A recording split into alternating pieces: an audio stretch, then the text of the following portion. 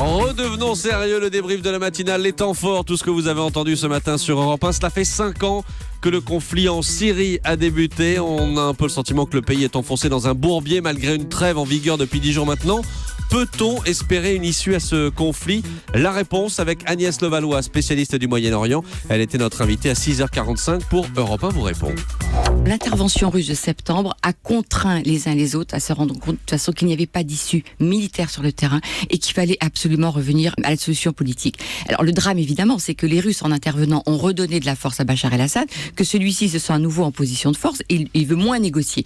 Je crois quand même que les Russes ont compris qu'il fallait négocier parce que les Russes ne veulent pas s'enliser en Syrie, parce que ça coûte très cher et qu'ils n'en ont pas forcément les moyens.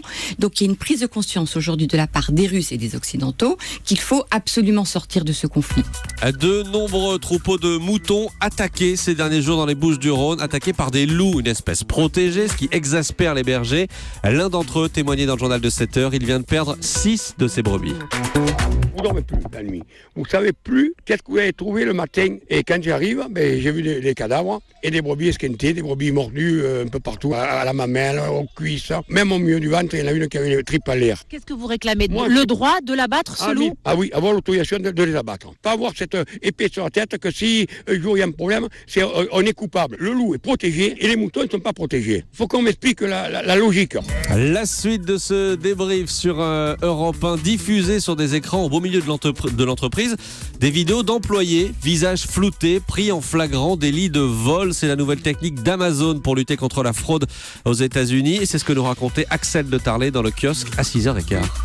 Si un salarié est surpris en train de voler un colis, on va diffuser sur ces écrans géants la scène du vol avec la mention en dessus « Viré » ou « Arrêté ». Alors la vidéo précise également la nature de l'objet volé. Alors on voit si c'est un DVD, un iPad, etc. Sa valeur. Et puis comment l'employé a été pris la main dans le sac. Alors justement, on voit des employés en train de cacher discrètement un petit objet dans leurs chaussettes. Ou alors il y en a d'autres plus astucieux qui changent l'adresse du destinataire. Ils mettent leur adresse. C'est bien ça. C'est bien parce qu'un iPad dans la chaussette. Voilà.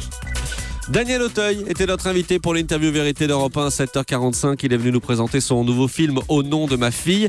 J'ai voulu avoir son avis sur la polémique soulevée par Guillaume Gallienne sur le César du meilleur film attribué au film Fatima. Guillaume Gallienne qui disait que ce choix du César pour Fatima a été motivé par des raisons plus politiques que cinématographiques. Je pense qu'il a voulu dire quelque chose qui a été mal interprété. Voilà, c'est ça. Il a voulu dire sûrement que c'est pas que forcément artistique et que des fois on a envie de donner des prix pour d'autres raisons qui sont très honorables. Voilà, c'est ça qu'il a voulu dire, quoi. Enfin, j'essaie d'arranger les choses. Et vous le suivez là-dessus ? Oui, je le suis là-dessus. Oui, tout doucement, voilà, comme ça. tout doucement, Daniel Auteuil. Voilà pour le débrief de la matinale.